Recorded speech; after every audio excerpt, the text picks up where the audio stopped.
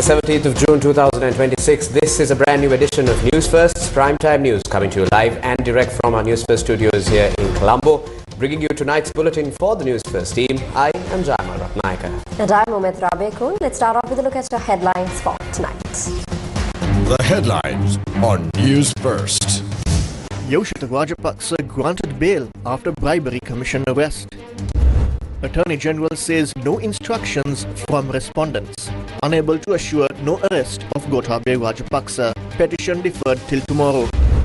Fresh arrest order issued for Basil Rajapaksa over misuse of tourism funds for election campaign. CID launches investigation over Saleh's failure to submit terror intelligence, says Minister Nalinda. Sirasa Ruhunu Maya Poson Puja to be held at 3 locations for Poson in the Island of Peace.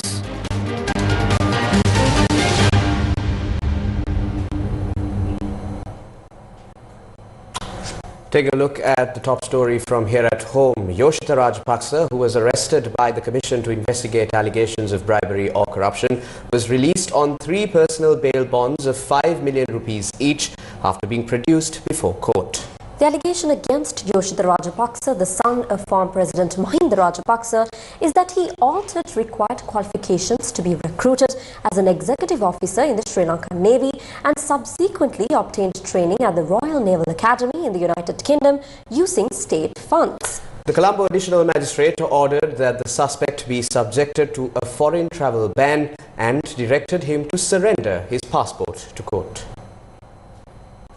Yoshita Rajapaksa was arrested this morning on charges of aiding and abetting corruption by being recruited as an officer trainee in the Navy's executive branch in 2006 without meeting the required qualifications and by securing an opportunity to attend a training program at the Royal Naval Academy in the United Kingdom using government funds outside the established procedure. He was later produced before the Colombo Magistrates Court at approximately 1:45 p.m. today. Presenting the suspect before court, Deputy Director General of the Bribery Commission, Ruvini Vikramasinghe, explained the facts of the case. Excerpt. Your Honour, the complaint regarding this incident was received on the 25th of June 2016. Accordingly, the Commission initiated investigations. The complaint states that the suspect had participated in naval training programs held in England and Ukraine by misusing government funds while depriving qualified applicants of such opportunities. At that time, this individual, who is a civilian in the dock today, was also a civilian in 2006 when he was deemed eligible for the Royal Navy Young Officer Training at the Royal Naval Academy in the United Kingdom. The opportunities to receive this training are extremely limited. Your Honour, selection to this prestigious course is usually based on being the most outstanding cadet officer during a 2-year training period or based on performance during training. However, this suspect, although a civilian in 2006, was proposed and included in the list and was sent for the course in haste. The court also informed that the required qualifications for applying to the Navy's executive branch had been altered specifically to facilitate the recruitment of the suspect. Excerpt. Your Honour, the suspect sat for the advanced level examination in the art stream in 2006. The minimum qualifications required to apply for the Navy's executive branch are passing the GCE ordinary level examination with credit passes in 6 subjects, including mathematics, Sinhala, science and English, and passing the GCE advanced level examination in mathematics or science streams. Newspaper advertisements dated on the 15th of October and 22nd of October 2006 were published calling for recruitment of cadet officers. However, to facilitate the recruitment of this suspect, the qualifications were revised to state that passing 2 subjects from any stream, science, mathematics or arts, were sufficient. The Deputy Director General also stated that Yoshita Rajapaksa had undergone medical examinations required for overseas training even before being officially recruited into the Navy. Excerpt. Your Honour, prior to being selected for the Royal Navy Young Officer Training in the United Kingdom, candidates must undergo a medical examination.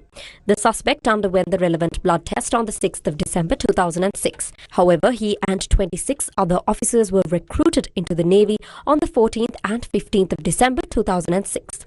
Therefore, he underwent medical examinations for overseas training even before being recruited into the Navy. These 26 officers were sent for naval training in Trincomalee on the 29th of December 2006. This suspect did not complete the training and returned to Colombo. He proceeded to the United Kingdom for Royal Naval Academy training on the 7th of January 2007. Court was further informed that while officers were typically sent for such training on scholarships, Yoshitha Rajapaksa was sent at the expense of the Sri Lankan government for the very first time at a cost of 6.2 million rupees. Excerpt. Your Honour, from 1995 to 2010, officers were sent for this course on scholarships. However, in this instance, over 5.4 million rupees were spent by the Sri Lankan government to send this suspect for the course, while personal expenses exceeding 800,000 rupees were also incurred. Accordingly, nearly 6.2 million rupees of state funds were spent. This action has caused a loss to the government of Sri Lanka. She further alleged that the act was a conspiracy involving the then Navy commander Vasantha Karannagoda and the suspect. Excerpt. Within a short period of about 2 weeks, the then Navy commander Vasantha Karannagoda and the suspect conspired to cause a loss exceeding 6.2 million rupees to the government. The former Navy commander deliberately acted to provide the suspect with undue advantage and benefit. Accordingly, under Section 70 of the Bribery Act, the suspect has committed the offence of corruption. President's counsel Sampath Mendis, appearing for the suspect, requested court to grant bail under Section 14 of the Bail Act. After considering the submissions, Colombo Additional Magistrate Lahiru N. Silva ordered that the suspect be released on bail. The case is scheduled to be taken up again on the 4th August. Colombo Fort Magistrate Poson today once again ordered the Criminal Investigation Department's Illegal Assets Investigation Division to arrest former Economic Development Minister Basil Rajapaksa and produce him before court in connection with the alleged misuse of funds belonging to the Sri Lanka Tourism Promotion Bureau. This order was issued when the magisterial inquiry into the financial misappropriation case was taken up before court today. The CID's Illegal Assets Investigation Division informed court that a sum of 7.8 million rupees allocated to the Tourism Promotion Bureau in 2014 had allegedly not been used for promotional activities, but instead diverted to procure 12,000 t-shirts for the Uva Provincial Council election, thereby causing a loss to the state. On the 29th of last month as well, Colombo Fort Magistrate Poson had ordered the CID to arrest and produce Basil Rajapaksa before court in relation to the same incident. In addition, on that day, the magistrate had also directed that several others, including the then chairman of the Bureau Bhashwara Gunaratna and former managing director Rumi Jaffer, be arrested and produced before court. Accordingly, the CID arrested former managing director Rumi Jaffer and former chairman Bhashwara Gunaratna, who were subsequently remanded in custody. When the case was taken up on the 10th, Bhashwara Gunaratna was released on 2 personal bail bonds of 10 million rupees each, while Rumi Jaffer was granted bail today on similar terms with 2 personal bail bonds of 10 million rupees each. The court also ordered that the case be called again on the 14th of October. Meanwhile, a warrant has also been issued by the Madra Magistrates Court against Basil Rajapaksa in connection with a separate case relating to the Browns Hill land. The Court of Appeal ordered that the hearing of the writ petition filed by former President Gotabaya Rajapaksa seeking an order to prevent his arrest in connection with the Easter Sunday terrorist attacks be taken up tomorrow. The petition was called this afternoon before a bench comprising Court of Appeal President Justice Rohan Tabesurya and Justice Sarat Dissanayaka.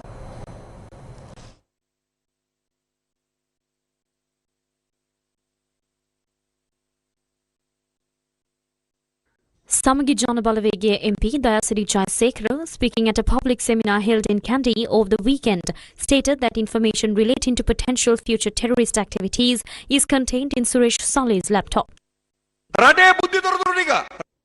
The country's intelligence information, the information related to terrorism in the country, and the intelligence gathered throughout history regarding terrorist attacks that may happen in the near future, that is what they are trying to expose to the country. That is what we should be worried about, not anything else. Sugishwar Bandara, who served as the private secretary to former President Gotabaya Rajapaksa, who is currently under a foreign travel ban in connection with Easter Sunday attack investigations, also made a public statement regarding the passwords and intelligence data. Why should Saleh give the passwords? If someone asked for the password to my mobile phone, I cannot simply hand it over either. A court order is required for that. and it is not Shani Abesekara who issues court orders.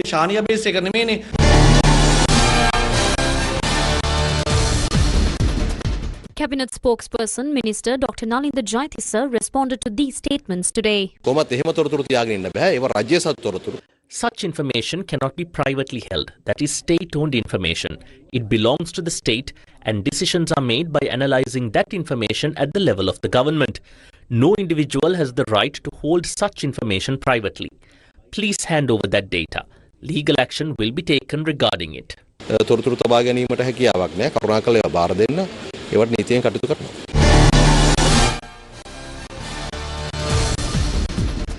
Meanwhile, considerable attention has also been drawn into a statement made yesterday by Sugishwara Bandara regarding the work carried out by Suresh Saleh after his retirement. He has worked for Milinda Morogoda. Milinda Morogoda is providing the necessary support and looking into all matters concerning the family members of Suresh Saleh.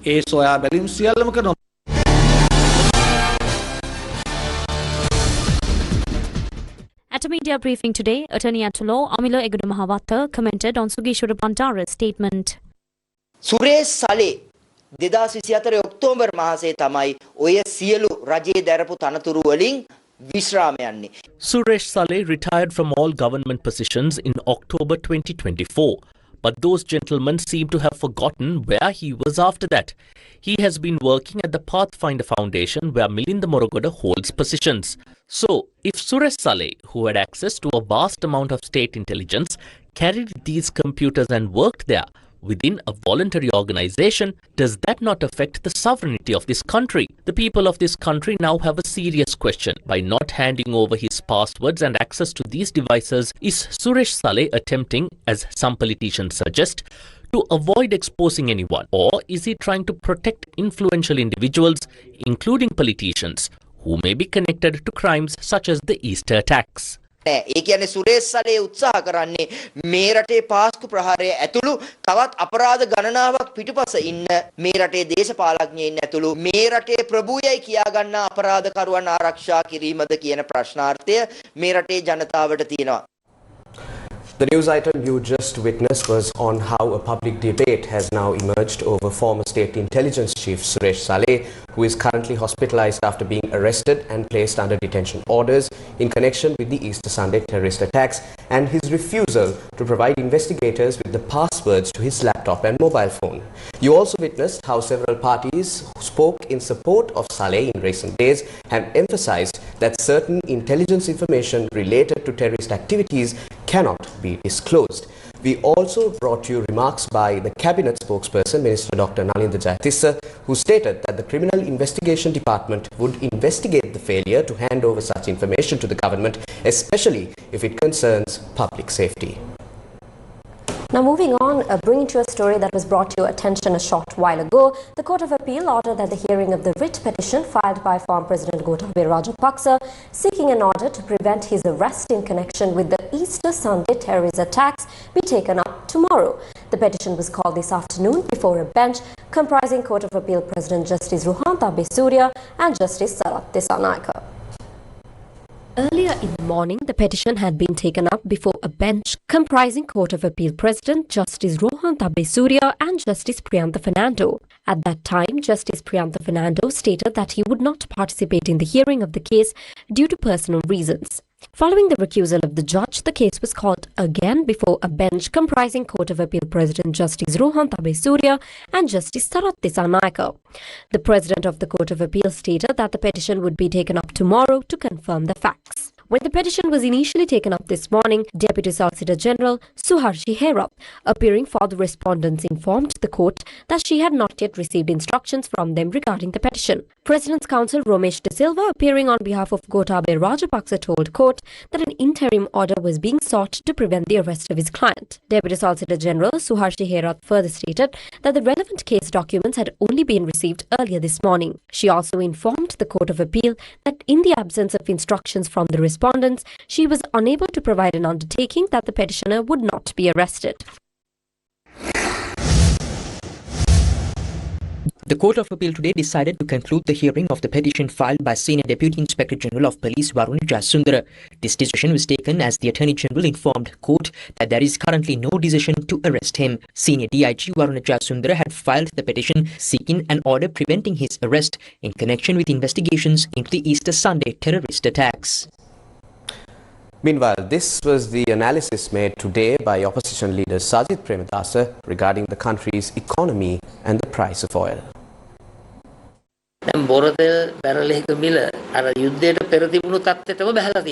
Now the price of a barrel of crude oil has dropped back to the exact level it was before the war. So if they increase the price here when the price of a barrel goes up, they can also decrease it when it goes down. But they're not doing that. Not only are they not doing that, but they're also slapping tax after tax on our fuel. They came into power promising to remove all those taxes and provide fuel at the landing cost at the port. Now, while they increased the fuel price when international oil prices went up, they are not reducing it when international oil prices go down. In fact, because of this, there is a serious mistrust among the people of this country today, especially towards the government. A severe breakdown of credibility and acceptance has occurred today. This is for no other reason than that this government has always practiced the politics of lies. Even today, they are doing the exact same thing.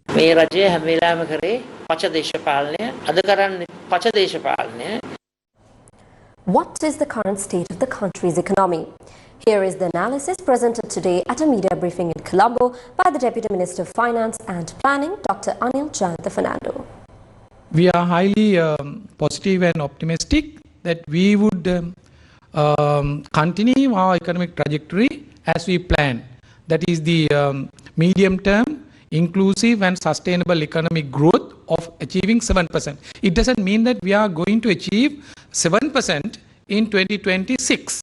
That is a medium-term target. In order to go for the medium-term target, 5.1%, 5.5%, so likewise, so the gradual increment is all right. So therefore, we are on track. So maintain that particular trajectory, and we are having discussions with all the related stakeholders, ministries and the donor agencies, development agencies and other people in the economy. So we are having continuous discussions. So sometimes the information may not be communicated well to the society. Every day we are having these discussions. We are on track. We are highly hopeful that we would be able to achieve this target, because this is the only way of addressing the perennial problems of poverty that has been really embedded in Sri Lanka, and to develop their economy and again to reduce the income inequality and to have a better life for everyone. So that is the answer for the... The Deputy Minister also commented on fuel prices.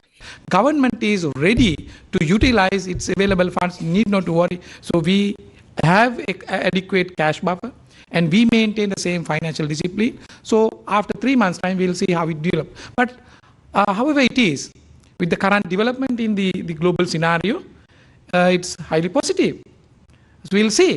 So as a result, the oil prices, which had really increased by 50%, 60%, has come down again, like approaching the original level. For example, crude oil, it went up to 125 something. Now it is approaching to 80. The diesel, it went up to 280. Now it has come down to 120, 25.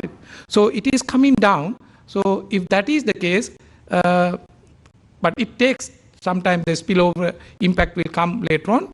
We hope that we would be able to manage the situation, but if required, we will provide targeted relief based on the given situation, based on the best available information.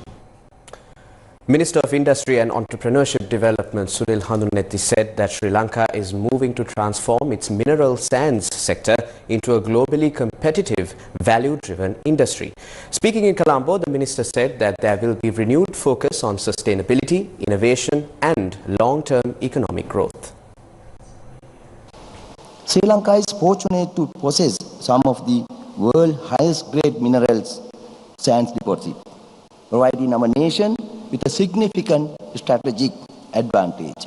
While this sector has contributed to the national economy for decades, the future demands a more modern, sustainable and value-driven approach. The new national mineral policy introduced by the government of Sri Lanka this year clearly reinforces strict adherence to environmental legislation, including the National Environment Act and other relevant regulatory frameworks. Responsible, scientific, and environmentally sustainable mining practices will remain the guiding principles of the future development of Sri Lanka's mineral sand industry. A major focus of the new policy is the strengthening of exploration, mining, processing, and value addition as the key pillars of sectoral growth. Unfortunately, in previous decade, Sri Lanka was unable to fully realize the maximum benefits of its mineral resources due to limited long-term strategic development and insufficient value-added industrial expansion.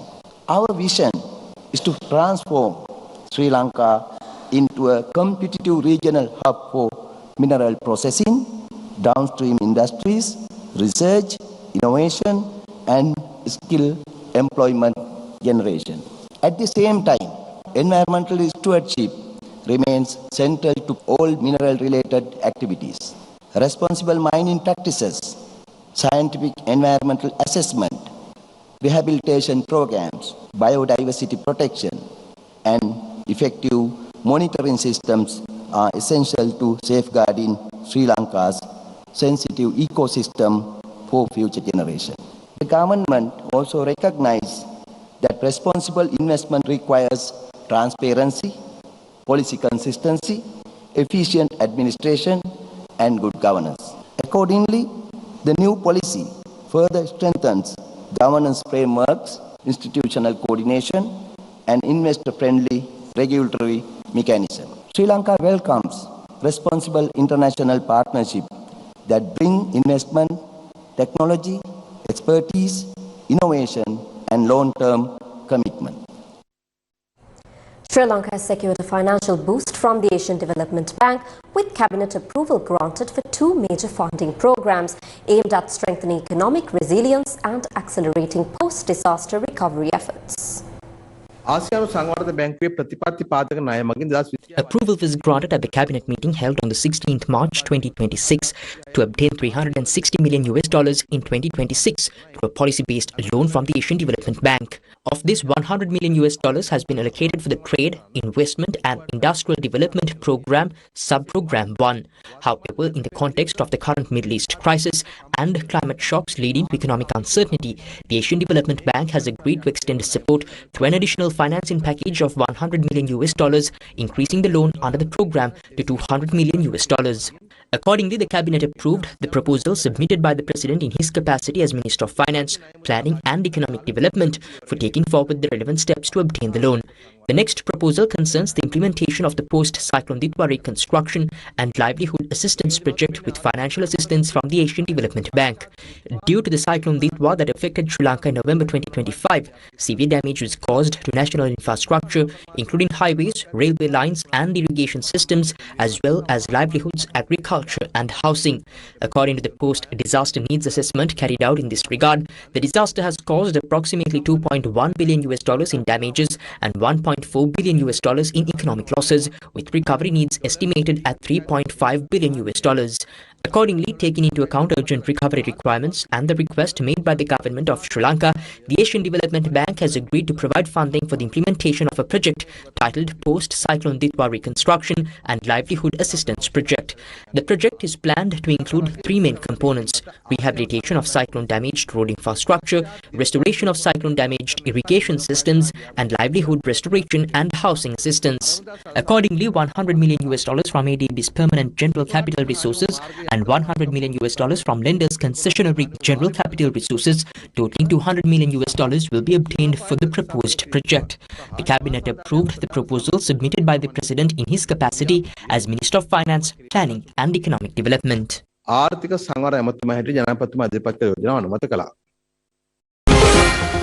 News First, main sponsor. 2 countries, 2 degrees within 4 years. Call ACBT.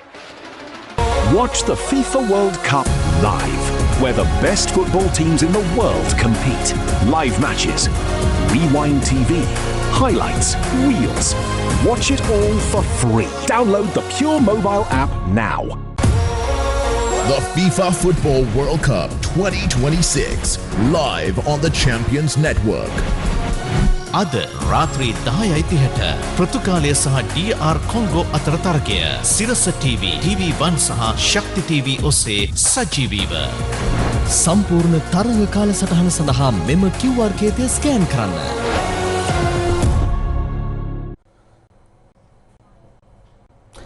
Welcome back to the news.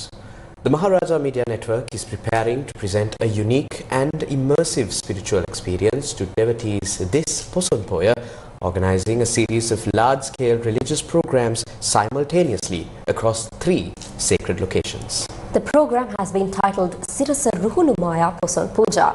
The official launch of the Sirasa Ruhunumaya Poson Puja program took place this morning at the Stein Studio Complex.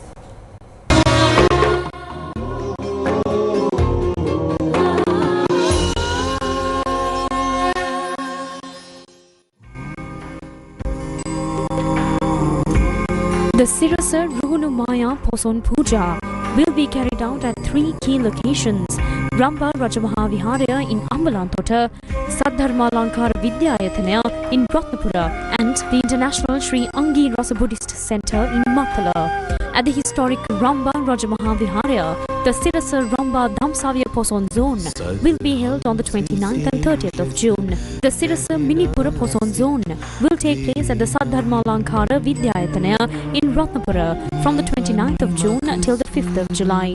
Meanwhile, all arrangements have been finalized for the Sirasa Angi Rasa Poson Zone at the International Sri Angi Rasa Buddhist Centre in Matala, which will be held from the 27th of June till the 3rd of July. The Sirasa Ruhunumaya Poson Puja was officially launched at the Stein Studio Complex in Ratmalana with the participation of the Mahasangha. The launch was attended by senior representatives of the Capital Maharaja Group, including Group Director, Head of Electronic Media and Leader of Gamnada, Shivan Daniel, as well as the MBC Chief Executive Officer, Buddhi Vikramanayaka. Venerable Vatarakumbure Dhammaratana Thera, Chief Sanghanayaka of the Ratnapura Mahadisava, elaborated on the Sirasa Angi Rasa Poson Zone. About 15 years ago, the concept of Vesak zones, Poson zones and Asala zones was pioneered by Sirasa TV, and I recall this with great gratitude. On the upcoming 27th at 3 p.m, we will hold the grand and meritorious Repository Festival to enshrine the sacred and pristine relics within the relic chamber of the Angirasa Buddhu Gunamahasaya. All arrangements are now finalized to hold the Sirasa Angirasa Poson Zone for 7 full days at the Magdala International Angirasa Buddhist Centre premises, featuring Poson lanterns, Poson pandals, seal sessions, mediation, Sirasa TV's live Poya Day broadcast and Dhamma sermons. Venerable Dhampala Seelananda Thera, the Deputy Chief Sanghanayaka of the Savaragamu province, attended the event representing the Sirasa Minipura Poson Zone, which centres around the Ratnapura Saddharma Lankara Vidyayatana. At this moment, we must mention that the Maharaja Media Network is performing an exceptional service to convey the value, importance and greatness of Poson Poya, not just to the people of Sri Lanka, but to Buddhists worldwide. We are organizing a Mihindu Mahaprocession. A Poson pandal is being constructed and devotional songs will also be presented. We must appreciate the arrangements made at this time by bringing together the Mini Kiruna Scholars Association and the business community for a Poson zone filled with many other features. The Chief Registrar of the Hambantota District, Shasana Rakshaka Balamandalaya, Venerable Julampiti Mangalathera, also attended the event. Sirasa is the pioneer of electronic media culture in this country. That is something we have always seen. When we were little children, we used to hear the phrase, Sirasa leads the way. The Poson Poya Day will commence with the observing of seal, followed by Dhamma sermons and Dhamma discussions throughout the day. Furthermore, these sacred relics of the Buddha will be brought in a beautiful procession. On Poson Poya Day and the following day, a vast number of people will have the opportunity to worship these sacred relics. For the first time in history, we are organizing a program to appreciate all Dhamma school teachers in the district who have taught for more than 25 years in the Hambantota district. Several high-ranking officials of the Maharaja Media Network also shared their thoughts on the Sirasa Ruhunumaya Poson Puja program. We believe that logical dialogue in communication began with the advice and guidance by the Arhat Mahinda Thera to King Devanampiya Tissa back then. As an institution rooted in communication, Poson Poya is deeply important to us.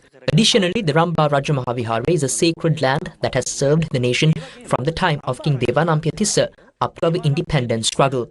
As the Maharaja Media Network, under the Ruhunu Mahapoya Poson Puja program, we at Newsfirst are organising our Poson zone based at the Ramba Raja Mahavihara. සංවිධානය කරන්නේ රම්බා රජ මහා විහාරය පදනම් කරගනිමින් තමයි අපේ පොසොන් කලාපය. ඇත්තටම මෙය අභිනන්දනීය හා This is truly an occasion of both celebration and veneration.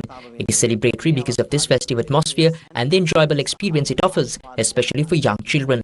It is an occasion of veneration because such programs are vital for creating a spiritual awakening, spreading the teachings of the Supreme Buddha, and helping people understand and integrate the Dhamma into their lives.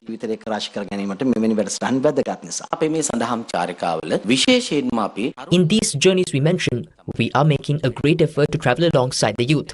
A large number of young Buddhist monks have also joined hands with us. Together with them, we are trying to drive this modern Buddhist renaissance forward. Through this, we look to give something meaningful to the country. Our institution always believes that we have a duty that goes beyond just presenting news, showing teledramas or providing entertainment. The ultimate determination of all these Poson zones is to give something valuable to our Buddhists and our society.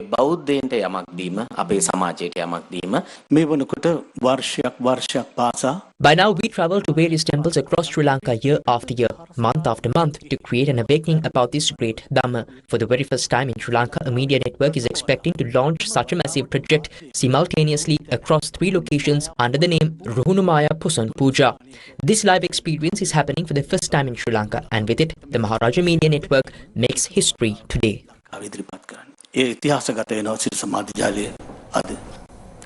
Sri Lanka has reaffirmed its commitment to upholding human rights, national unity and inclusive recovery. Permanent representative to the United Nations office in Geneva, Ambassador Sunit Dasanayaka, addressed the Human Rights Council calling for impartial and objective assessments of global human rights situations.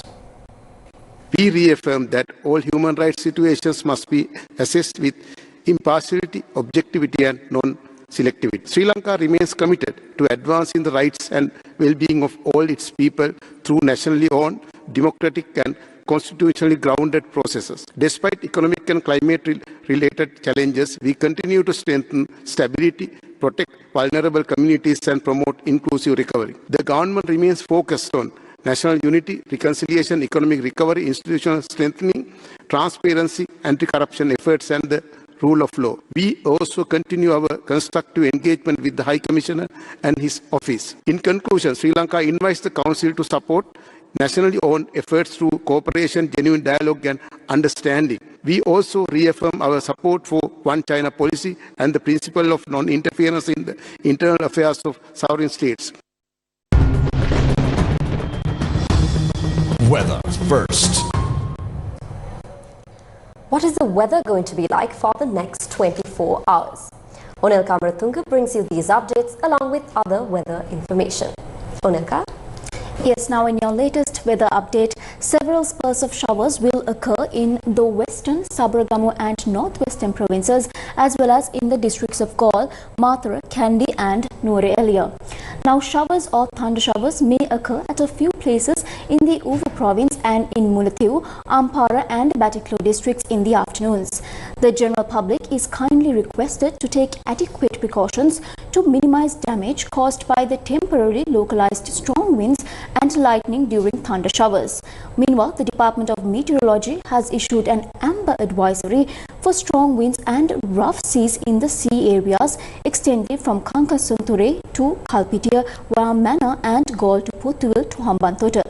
In its advisory, the Met Department says that the seas in these areas will be rough at times with strong gusty winds up to 50 to 60 kilometers per hour. The naval and fishing communities are requested to be vigilant and to be attentive to future forecasts issued by the Department of Meteorology in this regard. Weather first. The National Cost and Management Accounting Excellence Awards 2026 was officially launched in Colombo. Institute of Certified Management Accountants of Sri Lanka, or CMASL, officially launched the National Cost and Management Accounting Excellence Awards 2026 in Colombo, bringing together leading professionals from the accounting and management sector. So cost accounting approaches, cost accounting discipline has today been elevated to a new paradigm where everyone's lives have been impacted the way cost accountants are looking at most of these affairs.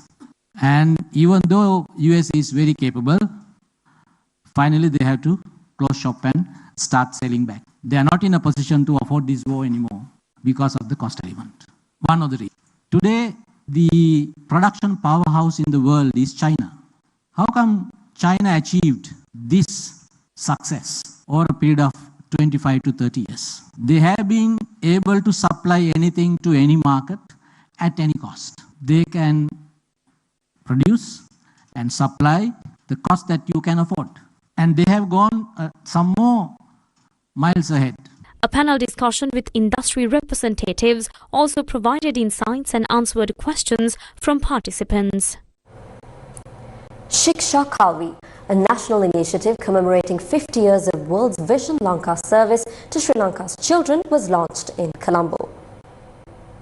World Vision Lanka officially launched Shiksha Kalvi campaign, an initiative to uplift 50 under-resourced schools across 25 districts in Sri Lanka for more than 15,000 children.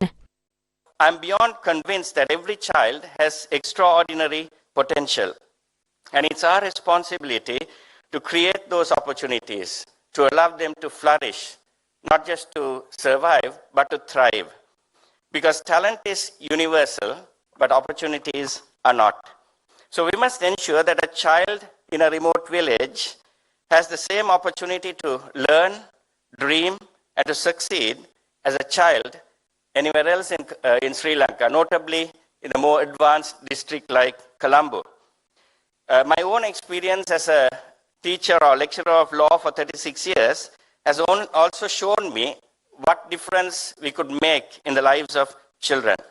Former Sri Lankan cricketer Roshan Mahanama also shared his message. If a child is deprived of a quality education for no fault of theirs, I don't think we have done our job. I'm happy to join hands with Shiksha, as it will give these children the opportunity to learn the basics and move forward with confidence to face the challenges that they will have to encounter in their futures. It's our responsibility, it's our duty, and we should not turn back. So let's come together to be there for them, show our support. Shiksha begins today with all of us coming together. The campaign also includes the installation of smart classrooms, teacher training, school nutrition gardens to support meal programs, and the provision of sports equipment, aesthetic instruments, and sensory education materials for primary grades, among other facilities.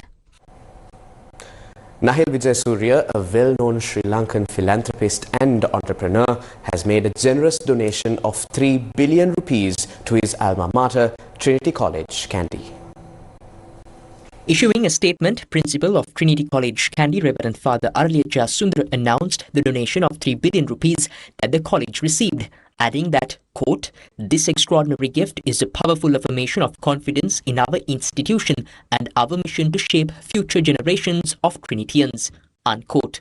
In his statement, Father Jasundra said that Trinity College will establish a dedicated fund to ensure prudent stewardship and sustainable deployment of this generous gift, adding that the fund will advance educational quality, foster holistic student development, and strengthen Trinity College's position as a leading institution in the region. This is not the first time that Nahil Vijayasuriya has donated towards the development of educational institutions in Sri Lanka. In 2025, Nahil Vijayasuriya made a generous donation of 600 million rupees to St. Thomas's College, Mount Lavinia, to fund the construction of a state-of-the-art information technology building, while in 2024 he contributed 270 million rupees towards the construction of a new building for A-level and O-level students at Bishop's College in Colombo. Prior to that, Nahil Vijayasuriya made a 1 billion rupee donation to the Little Hearts Foundation for a cardiac care complex at Lady Ridgeway Hospital. On Corporate Brief tonight, SoftLogic Live launched their latest healthcare protection feature, Health for Life, yesterday in Colombo.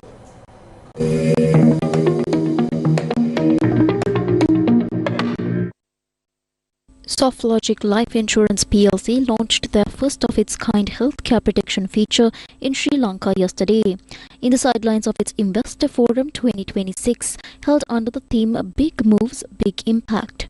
The campaign features global cricket legend Wasim Akram alongside Sri Lanka's digital content creator Charit Silva, also known as Wild Cookbook. I've been coming here since 1985 when I was 17 years old and fall in love with the place, with the people from the day one, and been touring here as a cricketer, as a commentator, most importantly as a tourist. Whenever I go for a holiday, most of the time I do come to Sri Lanka. I had a great experience and I hope I'll be coming to Sri Lanka, work or no work, I will be coming to Sri Lanka on a regular basis. In my opinion, Sri Lanka should be the #1 holiday destination in the world, because I have seen the world, but this place takes the cake. The new commercial featuring the duo was officially launched at the event. I did, Wasim.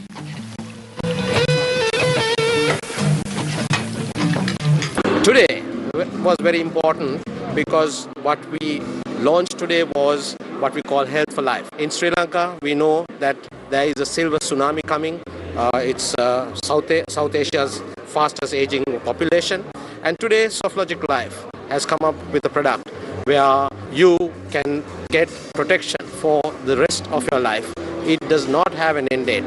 And this is the concept, and this is our contribution to Sri Lanka and to address the problem of Asia's fastest aging society. Health for Life feature removes one of the most fundamental limitations in the market, the expiration of health coverage.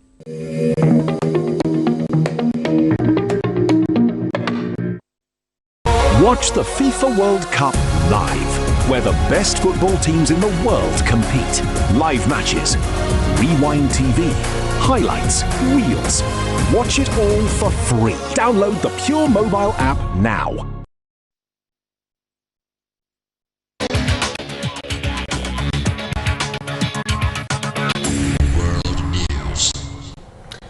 Tensions between the US President and Israeli Prime Minister have boiled over multiple times in the past few weeks as negotiations between Washington and Tehran on a deal to end their broader regional war have intensified.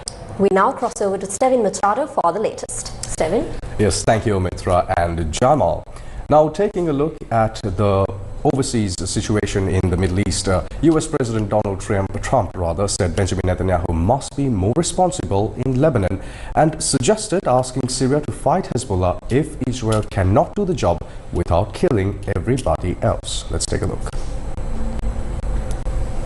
As US President Donald Trump tries to finalize the deal to end the war with Iran, he is unloading on Israel Prime Minister Benjamin Netanyahu with rhetoric that no other American leader has dared to use publicly. Speaking at the G7 summit in France, Trump took aim at Netanyahu again, saying, quote-unquote, without the United States, there would be no Israel. Without the United States, there would be no Israel.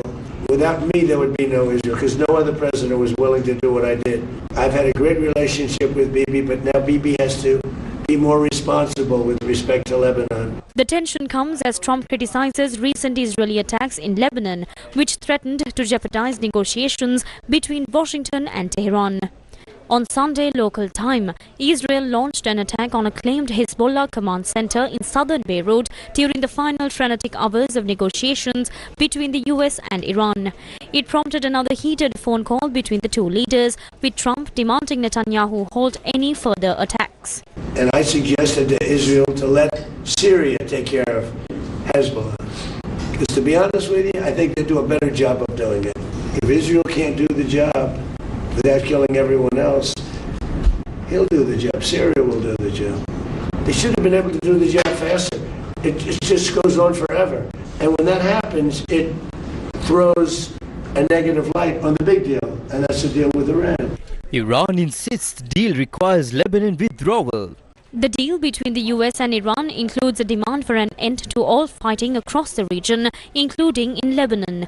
The top military headquarters of Iran sent a firm and strong message saying the Israeli army, quote, violated the ceasefire in southern Lebanon 84 times in the past 2 days, end quote. And they warned that it should expect a harsh response if it does not stop its attacks on southern Lebanon. On Monday, Netanyahu said Israeli forces will remain in the territory it seized and occupied during its invasion of Lebanon in March. The White House has told reporters a withdrawal of Israeli troops will not be a condition of the agreement with Tehran. However, Iran's Foreign Minister Abbas Araghchi said his country viewed the situation differently. Excerpt. The end of the war also includes the end of occupation.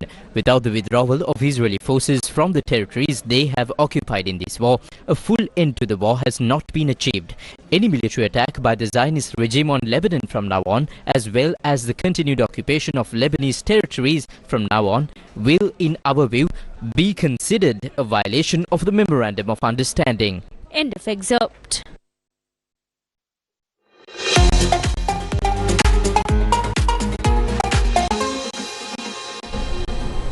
Taking a look at the sports arena for tonight, Sri Lanka's rising athletics star Rumesh Tharanga delivered a stellar performance on the global stage by winning the men's javelin throw event at the prestigious 2026 Ostrava Golden Spike Meet, becoming the first Sri Lankan ever to secure victory at the renowned international competition.